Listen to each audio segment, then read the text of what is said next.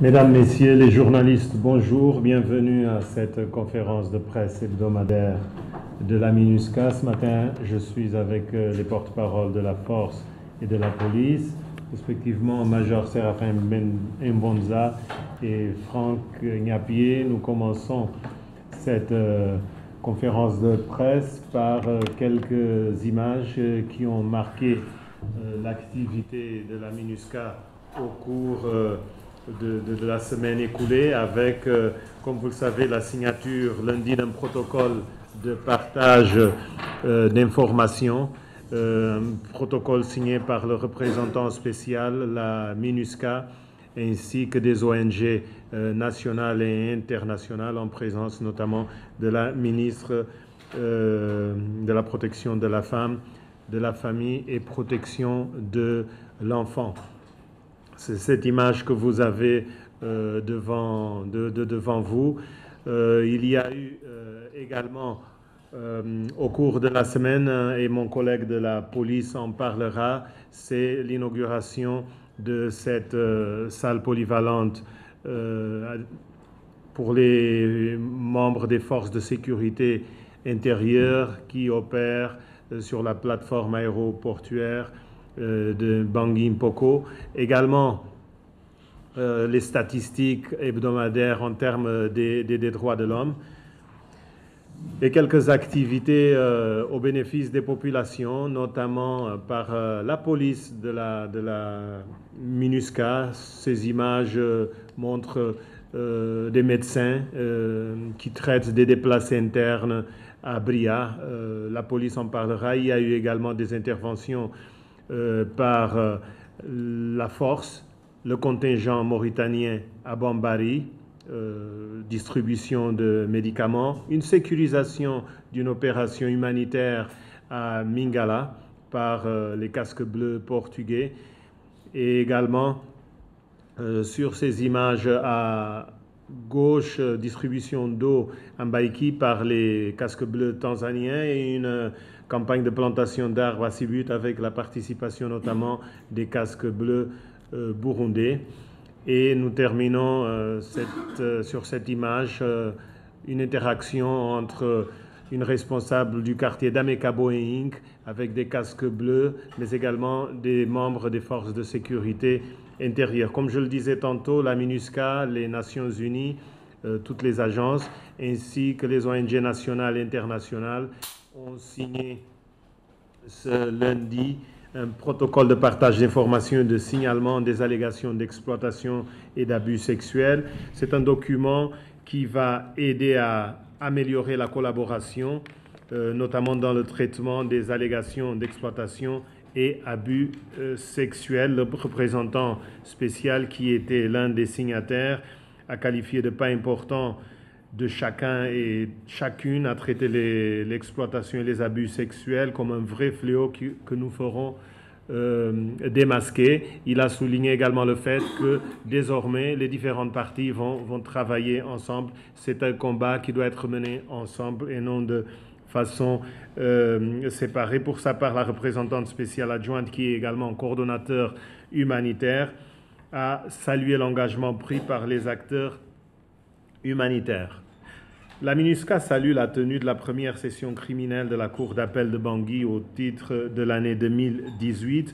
Au cours de cette session qui vient de s'achever, environ 15 dossiers ont été jugés sur l'ensemble des dossiers enroulés.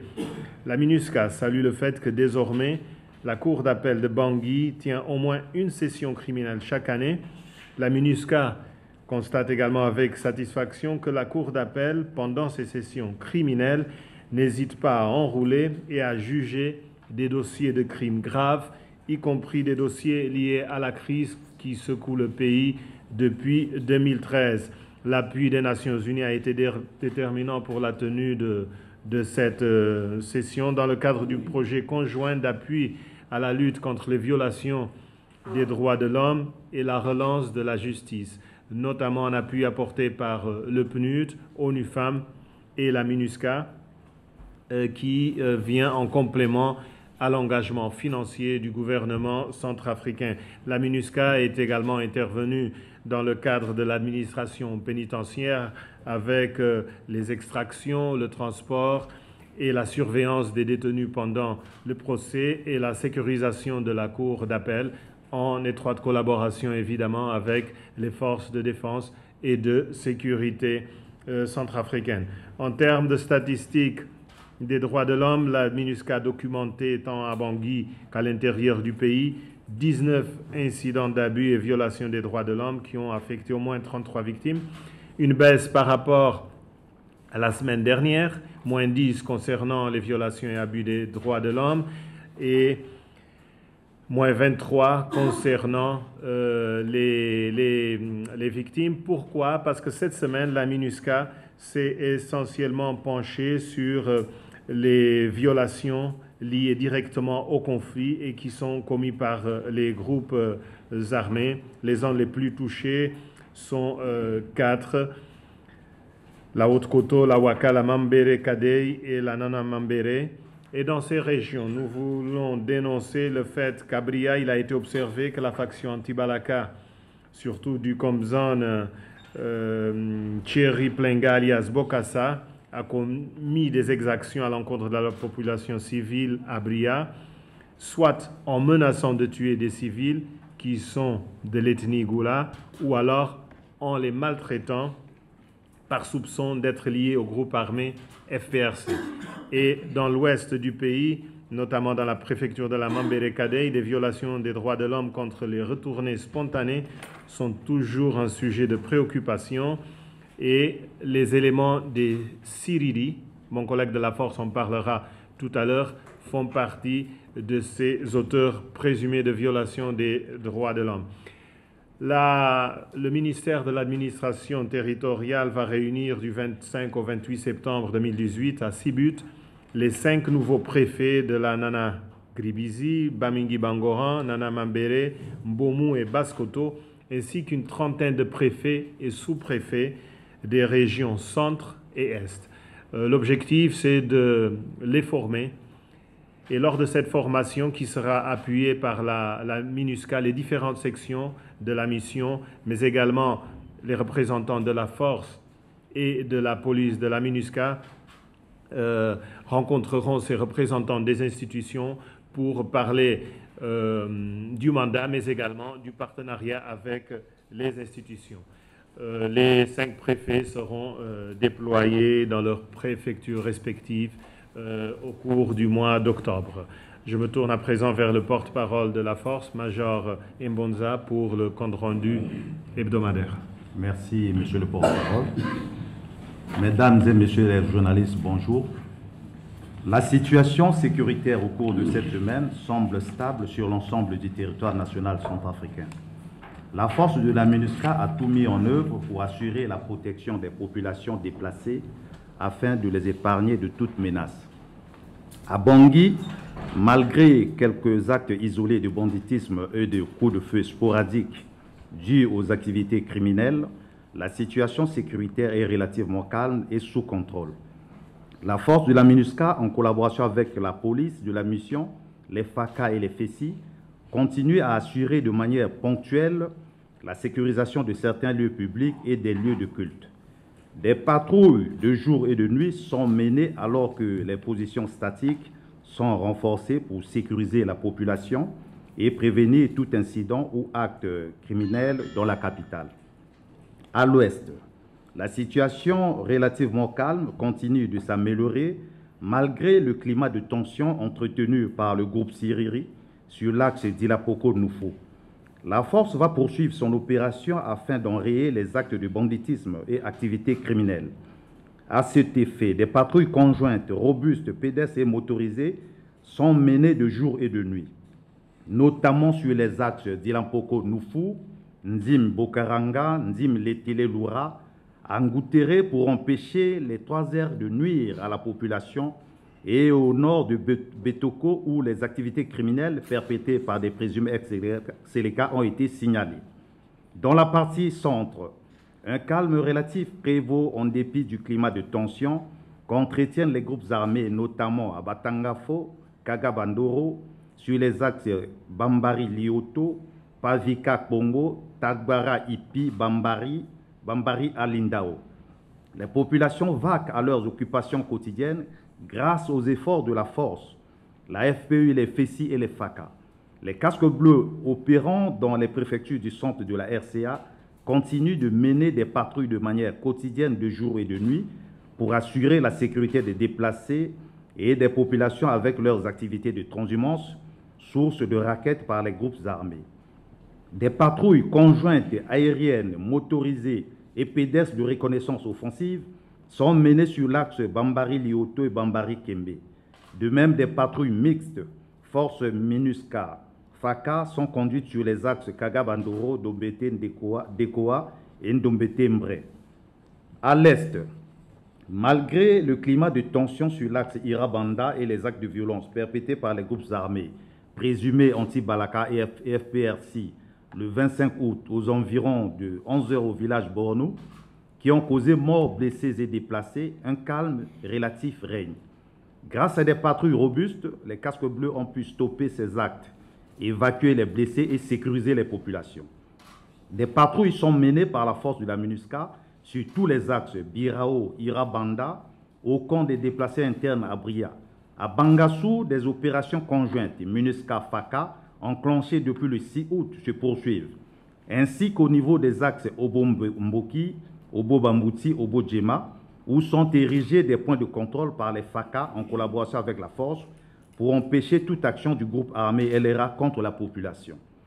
Comme action sociale à l'ouest, les casques bleus tanzaniens ont organisé avec des responsables de Bossam-Télé des sessions d'échange sur des questions de sécurité et ont fourni de l'eau potable aux populations du village d'Édé Mbaïki. Au centre, les casques bleus portugais ont assuré l'escorte sécurisée d'une délégation d'aide humanitaire en mission dans les environs du village Mingala. Les casques bleus mauritaniens ont organisé une journée médicale avec distribution des médicaments au profit de la population. Enfin, les casques bleus burundais ont fourni un système de sécurité publique à travers un programme de plantation d'arbres avec les locaux à Sibut. J'en ai terminé. Je vous remercie pour votre attention. Merci, la police. Merci, Major Mbonza. Merci, Vladimir. Merci pour avoir fait des photos de la cérémonie d'inauguration de la salle polyvalente de l'aéroport de Bangui Mpoko. Vous savez que c'est l'une des principales portes d'entrée, sinon la principale porte d'entrée de la Centrafrique. C'était le 31 août dernier, en présence du représentant du ministre des Transports et de l'Aviation civile, des forces de défense et de sécurité en service sur la plateforme aéroportuaire, mais également en présence du chef de la composante police, le colonel Osama El Mogazi. Cette salle polyvalente, dont les travaux ont démarré en mars 2018 dernier, a été construite au bénéfice des forces de sécurité intérieure servant sur cette plateforme de l'aéroport et qui pourront y organiser des formations, des séminaires et bien d'autres activités. En ce qui concerne la situation sécuritaire, le Major Mbonza a fait un point d'ensemble. Je précise que la semaine, pour ce qui concerne Bangui, la semaine écoulée a été calme. Les équipes de la police de la MINUSCA continuent leur patrouille de sécurisation générale ainsi que les sensibilisations, comme vous avez pu le constater tout à l'heure à Boeing. On a montré les photos de Boeing. À l'intérieur du pays, particulièrement à Bria, depuis les affrontements de la semaine dernière, la tension est devenue calme, mais elle reste imprévisible. Dans ce sens, la police et la force de la MINUSCA ont mobilisé leurs hommes sur le terrain pour assurer la protection des nombreuses personnes qui ont trouvé refuge dans les camps des déplacés pour fuir les affrontements. Le 2 septembre dernier, la police de la MINUSCA a appuyé la section droits de l'homme dans une médiation qui a permis la réintégration dans le cas des déplacés de PK3 de 31 personnes qui s'étaient réfugiées dans la base de la MINUSCA. Voilà. Les casques bleus ont également initié une opération de consultation gratuite au profit de ces nombreux déplacés en raison des risques sanitaires provoqués par cet afflux de personnes déplacées, notamment au quartier Amameu où 50 personnes ont été prises en charge et soignées. Les casques bleus ont profité de cette activité pour délivrer aux populations des messages de paix, de non-violence et également de cohésion sociale. À Kagabandoro, le 27 août dernier, les casques bleus ont interpellé un individu pour le meurtre d'une femme de 60 ans et l'incendie volontaire de la maison de cette dame-là. Les faits s'étaient produits au village de Guéguélé 1. À la suite de l'enquête qui a été ouverte, l'individu sera transféré à Bangui, bien évidemment, pour être remis aux autorités judiciaires du pays. La suite de l'enquête. J'en ai fini pour ce qui concerne la composante police. Merci à tous. Merci. Franck, avant de vous donner la parole, mesdames, messieurs les journalistes, je voudrais juste saisir l'occasion pour rejeter le contenu d'un article paru dans Corbo News sur un personnel de la MINUSCA dont le contrat aurait été rompu de manière unilatérale. Cette personne a travaillé avec la MINUSCA depuis 2016 et jusqu'à cette date, jusqu'à très récemment, sa performance était acceptable. Comme vous le savez, dans le système des Nations Unies, il y a une évaluation qui est faite à chaque fonctionnaire et s'il se trouve que l'évaluation ne correspond pas aux normes professionnelles exigées, eh bien, le contrat n'est pas renouvelé. Voilà ce qui s'est passé et nous regrettons encore une fois qu'un article soit publié sans que l'autre partie ne soit interrogée pour qu'elle donne sa version. Sur ce, la parole est à vous. Nous saluons le retour de Randion Dekeluka dans cette salle. Bonjour, je suis Pascal Lizor-Boutene, président du réseau des journalistes francophones. Je suis le porte-parole. J'ai deux préoccupations. La toute première, ça concerne le lancement du DDR. Ici, dans cette salle, nous avons appris que le lancement du DDR, c'est au mois de septembre. Nous sommes au mois de septembre. Et d'après ce que nous avons écouté la fois passée, sur 14 groupes, 7 ont accepté pour participer à ce lancement. Est-ce qu'au jour d'aujourd'hui, ce sont les mêmes groupes qui sont maintenus ou encore il y a eu une augmentation ou encore il y a eu un effectif à la hausse? La deuxième préoccupation, nous parlons de la cohésion sociale. Monsieur le porte-parole, moi qui vous parle, je suis président du réseau des journalistes francophones, mais qui s'occupe aussi de l'aspect sportif et culturel. L'équipe sans capitaine de basket va se rendre à Lagos, au Nigeria, pour la deuxième phase des éliminatoires de la Coupe du Monde.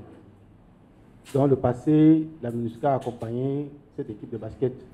Est-ce que cette fois-ci, la MINUSCA va continuer cet accompagnement pour aider notre équipe de basketball qui va se préparer bientôt à Dakar chez vous? Je salue ceux qui nous écoutent à Dakar en disant Wolof, parce que je pense que cette équipe de basket, les Sans-Capitaines aiment beaucoup le basketball. Donc ma question, je résume encore, est-ce que la MINUSCA va aider cette fois-ci la population à regarder cette phase des éliminatoires de la Coupe du Monde 2019 qui aura lieu en Chine? Je vous remercie. Randion Dekeluka.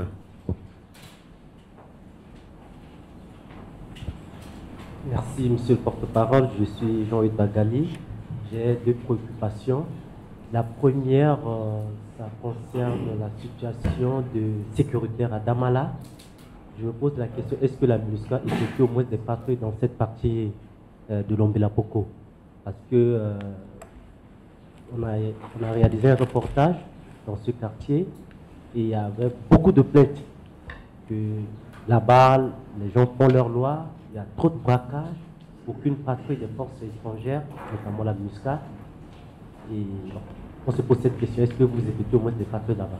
La deuxième préoccupation, c'est à Bria. On a reçu aussi également des plaintes de la population qui se dit prise en étau par les groupes armés, notamment les CDK. Parce que ces éléments CDK les empêchent plutôt le ravitaillement de ces personnes qui se trouvent au niveau de site de PK3. Et pourtant, la base de la MINUSCA n'est pas non loin de ce site qu'on dit pour. Merci. Merci beaucoup. Pour les journalistes francophones, comme vous le savez, la MINUSCA, à travers la division de communication et d'information publique, a soutenu plusieurs initiatives d'ordre sportif, d'ordre culturel, nous sommes en train de revoir le plan et au moment opportun, nous indiquerons comment poursuivre ce travail qui a été entamé il y a quelques années et qui permet justement de contribuer à la cohésion sociale entre jeunes. Sur le DDR, l'unité d'exécution du plan de DDR poursuit une série d'activités. La semaine dernière, ils étaient dans la partie ouest pour mettre en place des structures en vue du démarrage au mois de septembre. On vient de commencer ce mois de septembre. Il avait été dit que ça allait se dérouler à partir de peut-être la dernière semaine de septembre. Donc, les choses avancent bien et l'unité d'exécution de ce plan communique régulièrement sur ses activités. Elle se poursuit normalement. Sur Damala, je demanderai à mes collègues de la force et de la police pour qu'ils nous disent où sont menées les patrouilles, mais comme nous le disons régulièrement, il y a plusieurs aspects plusieurs causes derrière les violences. Il y a les violences causées par les groupes armés et qui font que la MINUSCA est mobilisée sur plusieurs fronts. Et il y a l'autre violence qui s'inscrit dans le cadre du banditisme et qui s'explique très souvent par le manque de moyens et surtout de ressources humaines. Heureusement, il y a ces 500 policiers et gendarmes qui ont été recrutés, qui commencent à s'exercer sur le terrain, notamment dans la ville de Bangui. Mais mes collègues compléteront. Sur ce qui est de Bria, le capitaine Franck a parlé du calme qui est revenu dans la ville après les événements et les actes de violence qui ne sont pas causés, contrairement à ce que vous dites, par les ex-Séléka uniquement. Je l'ai dit dans mon intervention également que Bokassa, le dirigeant d'une des factions anti-Balaka, a été répertorié par nos collègues de la division des droits de l'homme comme étant une des sources des problèmes. Mais tous les deux sont suivis, que ce soit anti-Balaka ou ex-Séléka, surtout du FPRC. S'ils participent à des réunions, s'ils font des déclarations dans lesquelles ils se disent engagés dans le processus de paix, dans le processus de dialogue, alors voilà des situations où il faut montrer de manière concrète que l'on est engagé sur la voie de la paix. Très souvent, certains groupes armés essaient de se dédouaner en disant que de telles activités sont le fait d'individus. Pour nous, ce n'est pas le cas. Ce sont des gens qui appartiennent à une structure. Donc, c'est à cette structure de mettre fin à ces violations. Je ne sais pas par qui je vais commencer, par Lombe Lampoko et ensuite le calme et ce qui est fait à Bria. Merci, monsieur le porte-parole. Je voudrais faire comprendre que, conformément au mandat de la MINUSCA, la protection des populations est l'une des priorités, des questions urgentes. Donc, chaque fois que la population est en difficulté, la mission, d'une manière ou d'une autre, tente de faire quelque chose. C'est vrai qu'il y a eu... Vous avez reçu entre autres des plaintes, disons que la situation à Damala ne serait peut-être pas stable ou serait miséreuse pour la population. Je vous dis, jusqu'ici, la population, les patrouilles se font de manière normale. Et à notre entendement, à nos rapports, nous n'avons pas reçu ce genre de situation alarmante.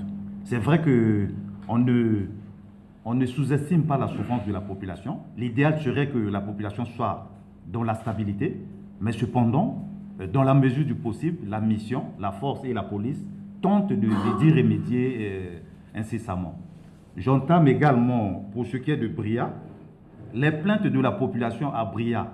Oui, dès le 25 août, dès qu'il y a eu une situation, effectivement, s'en est suivi ce genre de tracasserie où la population ne savait que faire. Mais au fur et à mesure, au moment où nous parlons, nous sommes en contact direct avec nos représentants sur le terrain. La situation est en train de s'améliorer. Il n'y a plus ce genre de plainte. Cependant, il y a une catégorie de population, les nouveaux déplacés, qui se sont plaints du fait qu'eux n'ont pas été pris en compte par l'OCHA. Ça, c'est du point de vue nutrition, effectivement, la situation est en train d'être réglée. Voilà la nature de la plainte dont on connaît. Mais le reste, la situation sécuritaire est en train de s'améliorer. J'en ai terminé. Merci. Franck. Oui, je pense que le porte-parole central et le porte-parole de la force ont déjà abordé toutes les questions.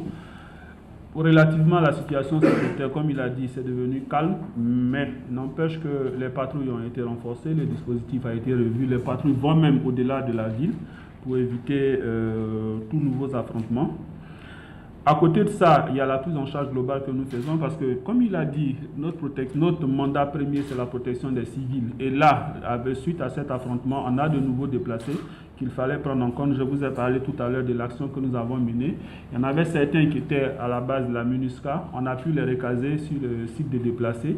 Ils sont pris en compte désormais. Donc, la plainte dont vous avez parlé, elle est exacte, mais elle a été prise en compte. Elle a été prise en compte. Il y a également l'aspect sanitaire qui se pose avec cet afflux de déplacés. Ça également, c'est en train d'être pris en compte. Donc, il y a tout un ensemble de travail qui est fait pour, dans un premier temps, régler le problème de ces personnes déplacées qui sont des personnes vulnérables, c'est des personnes qui ont tout perdu. Il faut pouvoir les prendre en compte. À côté de cela, il y a tout ce qui est en train d'être fait comme patrouille, comme patrouille de sécurisation générale pour éviter toute résurgence de la violence. Voilà. Ça, c'est pour ce qui concerne PEA. Merci. L'arbre qui parle, tribune d'info.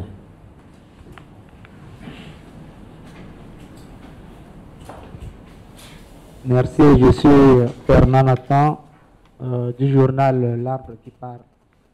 Sur l'exploitation et abus sexuels, parfois beaucoup plus, ce sont ceux qui sont venus pour protéger la paisible population, qui sont à l'origine de certains éléments de la MINUSCA, disons. Mais d'après la signature par les ONG nationales et internationales, je ne sais pas quelle disposition la MINUSCA va mettre en place pour effectivement arrêter définitivement à ce genre de violation. Et puis, dans ma deuxième préoccupation, tout à l'heure, dans votre propos liminaire, monsieur le porte-parole, vous venez de nous dire que les éléments de Syrie sont des présumés auteurs des violations et crimes graves contre l'humanité sur les violations, abus sexuels et exploitation de l'homme. Puisque vous, porte-parole, vous venez de dire, c'est-à-dire que la MINUSCA est déjà au courant. Donc, pour la MINUSCA, c'est de connaître ceux qui sont les présumés auteurs et puis venir nous dire, ou bien vous allez mettre les mains sur ceux-là. Je vous en prie. Merci. Tribune d'info. Merci Vladimir. Je m'appelle Julio Séraphin Gokuzo de Tribune d'info. La première question que je voudrais poser va s'adresser à la composante force par rapport à la MINUSCA et à la France. La France d'abord. La France, si vous avez suivi votre question, pas de le grand rendez-vous, le débat qui a marqué le week-end dernier, c'est appesanti sur la France qui est mise à l'index et la MINUSCA qui est nonchalante dans le rétablissement de la paix en République centrafricaine. À ce moment-là, nous voudrions savoir, et pourtant c'est la mission qui est dévolue à la MINUSCA, quelle est alors l'appréciation que vous faites des appuis multidimensionnels ou alors entre État et État par rapport aux appuis disons, si j'ose reformuler les choses, c'est-à-dire que sur le plan de la coopération bilatérale et multilatérale. Voilà. Ok, merci. Donc maintenant, alors, pourquoi est-ce que Jean-Serge Bokassa serait-il indiqué, selon vos dires? Et maintenant, pour citer carrément, à ce jour, quel est le dispositif sécuritaire à Bambari au niveau de la police, où nous avons appris l'arrestation de Ali Daras à la frontière de la RCA et Tchad. Ali Daras, oui. Et je vous remercie. Merci. Je n'ai pas d'informations sur une quelconque arrestation. Je ne commenterai pas non plus les propos d'un ancien ministre et responsable de ce pays sur l'appréciation aux appuis multidimensionnels et appuis bilatéraux. Là non plus, la Centrafrique est un État souverain. Mais je m'appesantirai sur le rôle de la MINUSCA dans le rétablissement de la paix en RCA. Si vous voulez faire le bilan de la MINUSCA, vous regardez ce qui a été accompli depuis qu'elle est là. Et on est passé d'une situation proche du génocide où la MINUSCA, avec d'autres partenaires, notamment Sangaris, a permis d'éviter cela. Il y a eu la tenue d'élections présidentielles et législatives qui ont permis le retour de l'ordre constitutionnel. Il y a eu un référendum pour une nouvelle constitution. Ensuite, il y a eu des engagements pris par les partenaires internationaux lors de la conférence de Genève. C'est vrai qu'entre-temps, mi-2017, ces groupes armés ont commencé à s'agiter, ont multiplié les actes de violence. Et c'est pour cette raison que le Conseil de sécurité, la présence du secrétaire général l'année dernière ici, a permis justement de dire à la communauté internationale, donner davantage de moyens à la MINUSCA, quelques 900 militaires additionnels qui sont en train d'arriver, des Rwandais, des Népalais, qui sont déployés à Bambari, vous qui voulez savoir un peu où est-ce qu'on en est en termes d'effectifs. Il y a des avancées, il y a des choses qui marchent moins bien, mais nous essayons ensemble, c'est-à-dire avec la partie centrafricaine, avec laquelle on est en discussion de manière régulière, que ce soit au niveau du leadership, mais également au niveau des sections, mais également d'autres partenaires du G5, le G5 qui comprend les États-Unis, la France, l'Union africaine, la CEAC, dans le cadre de l'UTM et dans le cadre de tous les partenaires qui ne veulent qu'aider la Centrafrique à mettre la crise derrière elle. Concernant les éléments de Siriri que fait la MINUSCA pour mettre fin à la pression, mon collègue pourra vous parler des actions, notamment dans cette zone d'Amada-Gaza. Mais quant au protocole de partage, le document qui a été signé est un protocole de partage d'informations. Comme ça, il y a davantage de coordination. Ce document, il vient renforcer le travail que chaque partie fait. Et ce que la MINUSCA fait en particulier, c'est déjà en termes de formation, en termes de sensibilisation, lorsque, bien avant que les hommes en uniforme n'arrivent, les hommes et les femmes en uniforme n'arrivent, ils sont briefés sur l'exploitation et les abus sexuels et la politique de tolérance zéro des Nations Unies par rapport à ça. Mais il y a également, en plus de ces formations et sensibilisations, il y a des mesures strictes. Il y a une résolution du Conseil de sécurité qui a fait que des contingents ont été renvoyés lorsqu'ils n'ont pas adressé ce problème de manière responsable. Major, par rapport à Siriri. Merci, monsieur le porte-parole. Pour ce qui est de Siriri, si vous avez suivi ma lecture, j'avais dit que la force poursuit son opération afin d'enrayer les actes de banditisme et activités criminelles. J'ai dit ça et j'ai parlé des patrouilles robustes qui se font. Vous savez, au fur et à mesure qu'on avance, si on met la main sur les auteurs des actes criminels, naturellement, on les dépose à la justice. Ils répondent de leurs actes. Voilà ce que, en bref, ce que la MINUSCA fait pour ce qui est du Siriri. Pour ce qui est de Bambari, dispositif sécuritaire Bambari. À Bambari également, on vous a dit que les populations vaquent à leurs occupations quotidiennes grâce aux efforts de la MINUSCA, de la force, la FPU, la FSI, les FACA. Donc, il y a des patrouilles qui se mènent de temps en temps pour assurer la sécurité et des populations avec leurs activités de transhumance, source de raquettes par les groupes armés, les patrouilles conjointes aériennes, motorisées, pédestres, et ainsi de suite. Voilà les dispositions qu'on fait, qu'on prise pour ce qui est de la sécurisation du Bambari. J'en ai terminé, monsieur. Merci, capitaine. Alors moi, je vais aller complètement dans les chiffres, dans des données bien précises, dans des cas, des exemples bien précis pour vous donner une idée de la situation à Bambari. Il y a environ 2 semaines de cela, il y a eu une grande marche à Bambari où les jeunes chrétiens sont allés vers les jeunes musulmans, vers leurs frères musulmans. Ils ont échangé, ils se sont fait des cadeaux pour marquer leur rapprochement, leur lien et leur volonté d'aller à la paix.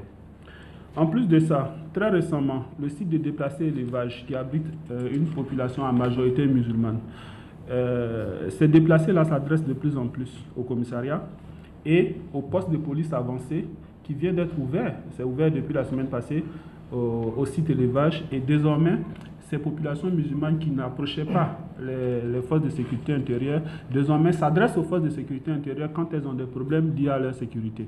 Donc, désormais, disons que les choses évoluent positivement entre les populations de Bambari et les forces de sécurité intérieure. Mais pour ce qui concerne les forces de sécurité intérieure elles-mêmes, notez que le 27 août, le commissariat de police qui était fermé suite aux incidents qui avaient eu lieu il y a quelques mois de cela, le commissariat a rouvert ses portes.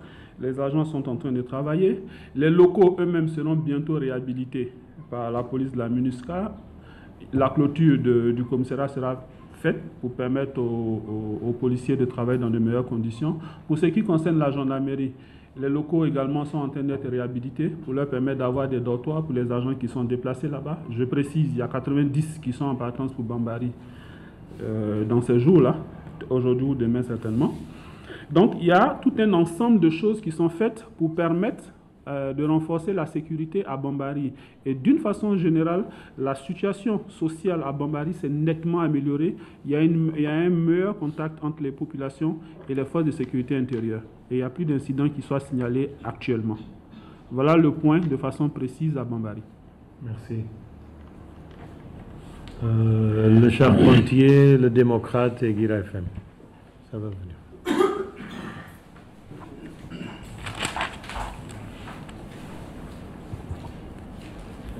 Merci, monsieur le porte-parole. Ici, en dans du journal Le Charpentier. Monsieur le porte-parole, quelle explication donnez-vous sur 11 personnes prises en otage par les groupes armés Seleka à Zangba dans la basse Koto? Deuxième point, il s'avérait qu'un nouveau groupe armé séviste à Banja. Êtes-vous informé?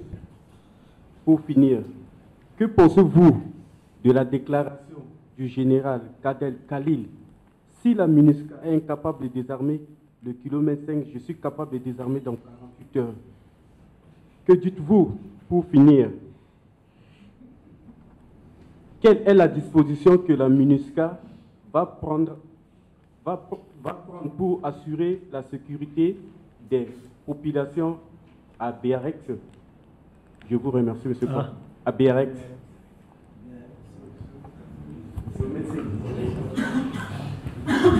Bonjour, moi c'est Pli Sinclair Doyon de Guira FM.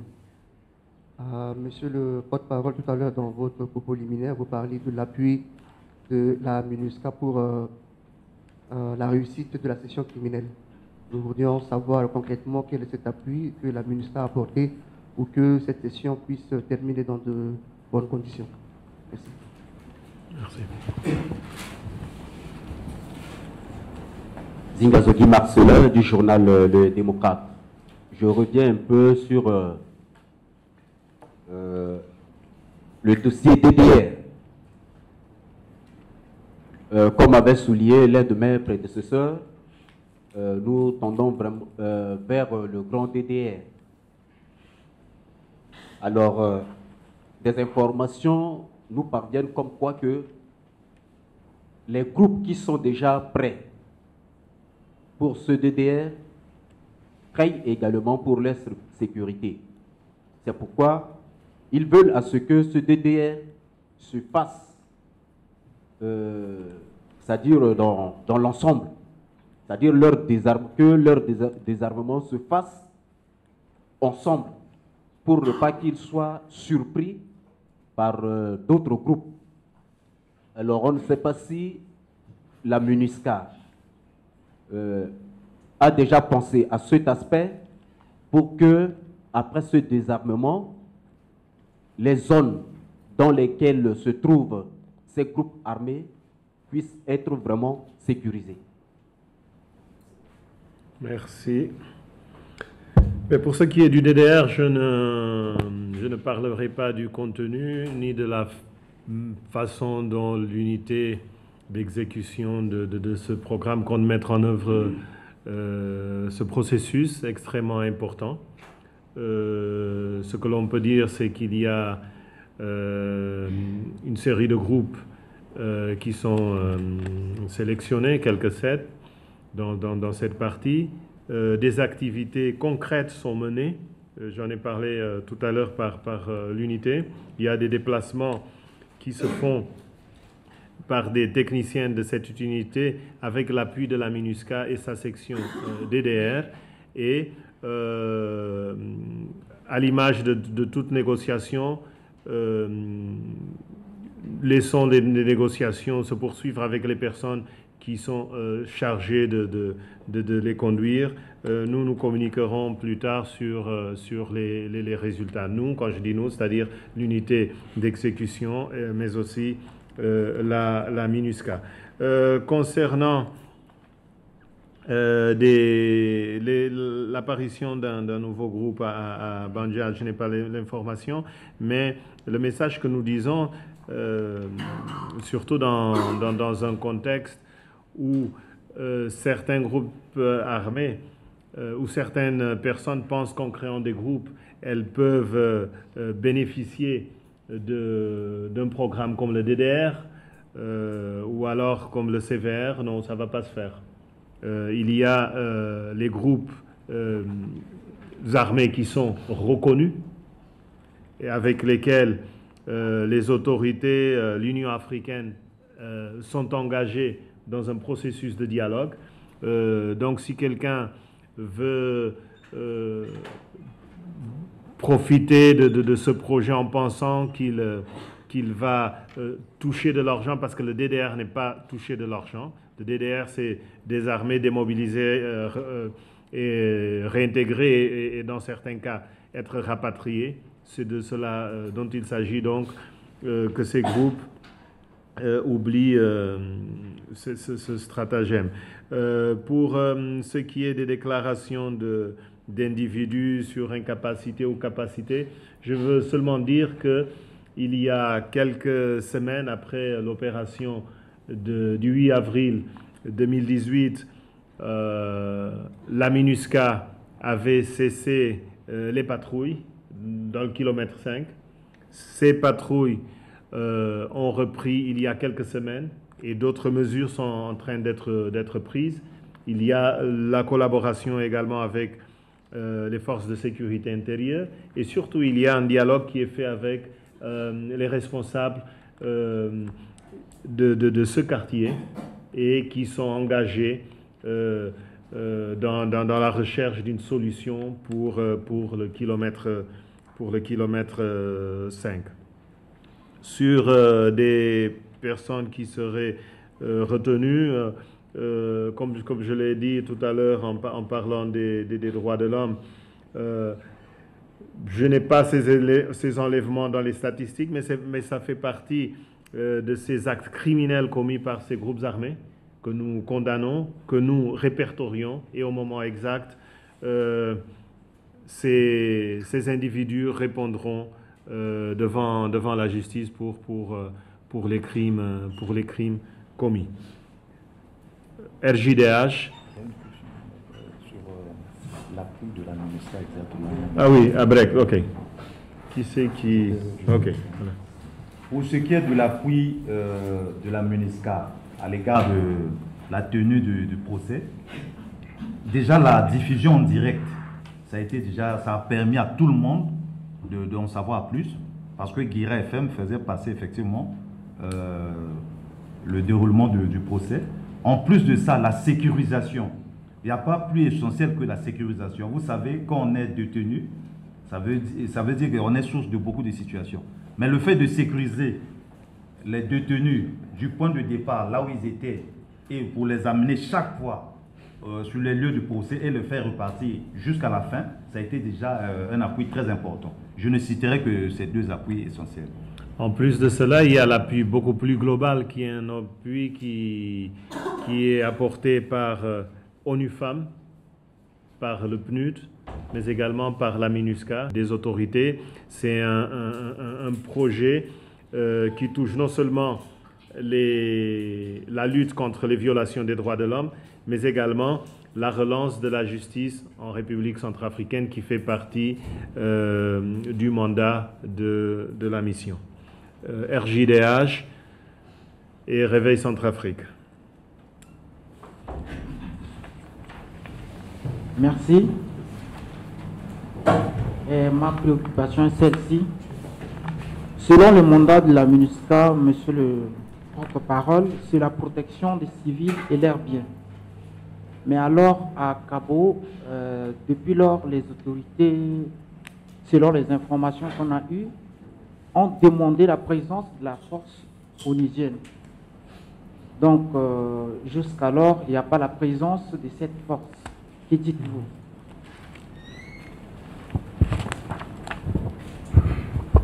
Merci. Réveil Centrafrique. Merci. Je suis Michael Nguinda du journal Réveil Centrafrique. J'ai une seule préoccupation. 4 groupes armés ont signé les accords de paix suite à la rencontre préparative du dialogue intercentrafricain tenu à Darfour au Soudan. Mais quelles sont les recommandations qui ont été prises en compte? Je vous remercie.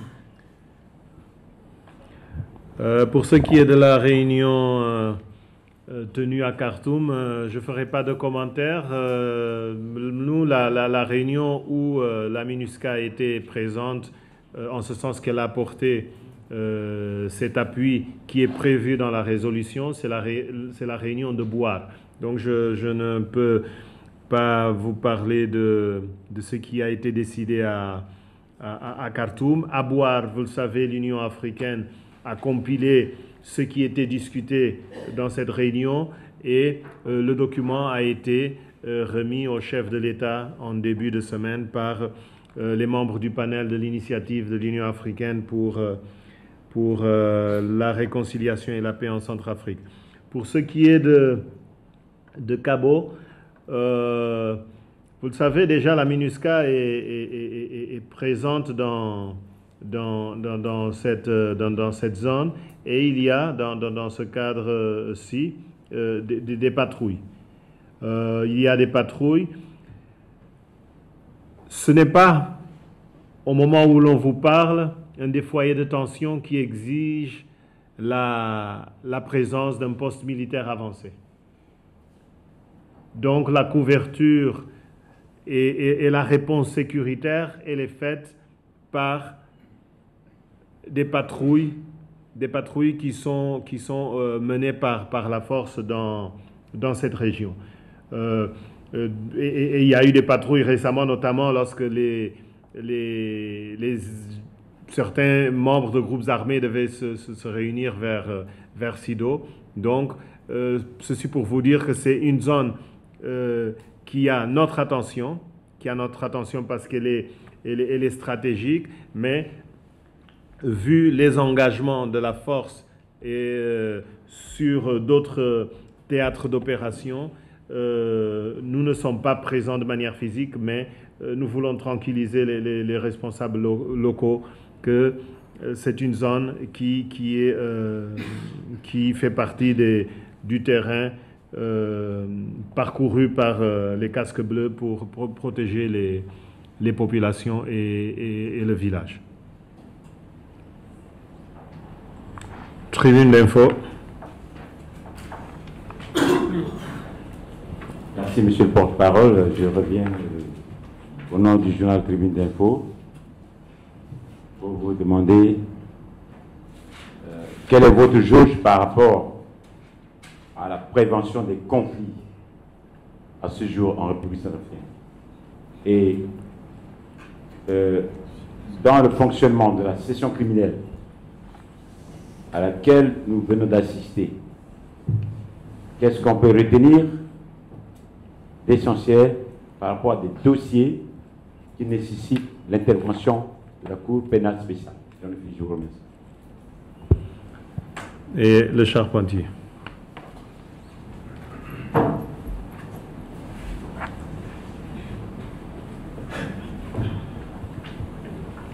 Merci, monsieur le porte-parole. Christian Zundao du journal Le Charpentier. Monsieur le porte-parole, selon les informations circulant à Bangui, Ali Daras, Joseph Kony et Sidiki sont déjà à Bangui. C'est vrai ou faux, monsieur le porte-parole? Tout à l'heure, on m'a dit qu'il aurait été arrêté vers la frontière du Tchad, et là, tout de suite, il est à Bangui. À moins qu'il ne soit extradé, mais la MINUSCA n'a extradé personne en ce moment, donc je ne peux pas commenter des rumeurs. Par contre, pour ce qui est de la prévention des conflits, il faut saluer déjà le travail fait par les entités locales, que ce soit les autorités, les ONG, à l'intérieur du pays comme à Bangui. Il y a eu des signatures d'accords vers Bossangoa, vers Boar, vers Berberati, entre factions anti-Balaka et des groupes armés comme les 3R, qui portent leurs fruits. Et prochainement, nous inviterons un responsable de la MINUSCA à cette conférence de presse pour vous parler de l'importance des accords locaux de paix, qui ne sont qu'une infime partie dans la résolution de la crise, mais qui font partie de toutes les mesures pour mettre fin ou pour prévenir les conflits. Mais surtout, il faut saluer d'abord le travail qui est fait par les structures centrafricaines et l'appui apporté dans ce cas par différents partenaires. L'Union africaine, la CEAC, pour ce qui est des structures régionales et continentales, l'Union européenne qui est engagée dans ce processus, les Nations unies à travers le PNUD, à travers d'autres agences, et la MINUSCA avec le département des affaires civiles qui joue un rôle extrêmement important, notamment avec la présence des agents de liaison communautaire qui sont une source d'information extrêmement importante pour la force, mais surtout qui permettent le rapprochement entre les populations locales et la force. Pour ce qui est de la session criminelle, le fait important, deux d'ailleurs, au-delà de la volonté d'aller de l'avant dans la lutte contre l'impunité, c'est la tenue de manière régulière des sessions. Vous vous souvenez, il y a eu un moment où il n'y avait pas de session du tout. Et là, depuis je pense, 2016 ou 2017, il y a au moins une session qui est tenue. C'est une avancée. Et l'autre aspect important, c'est que des dossiers extrêmement sensibles, notamment liés à la crise qui touche le pays, sont enroulés et jugés lors de ces sessions.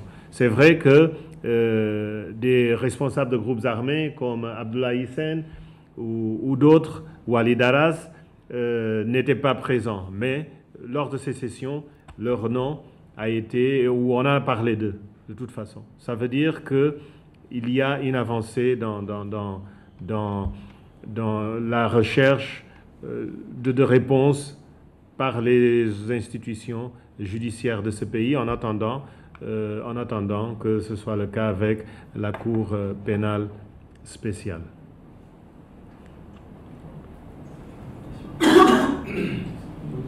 Oui, Radio Ndekeluka, une dernière question. Monsieur porte-parole, quel est aujourd'hui le degré de la relation entre la MINUSCA et la Fédération russe en Centrafrique?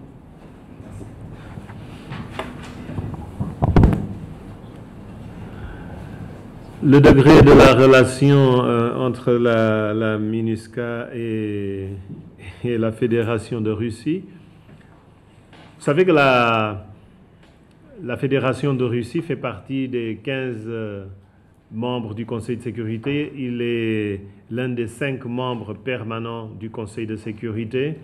Et c'est le Conseil de sécurité qui, en novembre prochain, va se réunir pour discuter du nouveau mandat de la MINUSCA. Et les ambassadeurs, les représentants des différents pays, dont la Fédération de Russie, discuteront, échangeront avec le représentant spécial qui fera justement sa présentation au Conseil sur le travail qui a été fait et sur ce qui reste à faire dans le pays.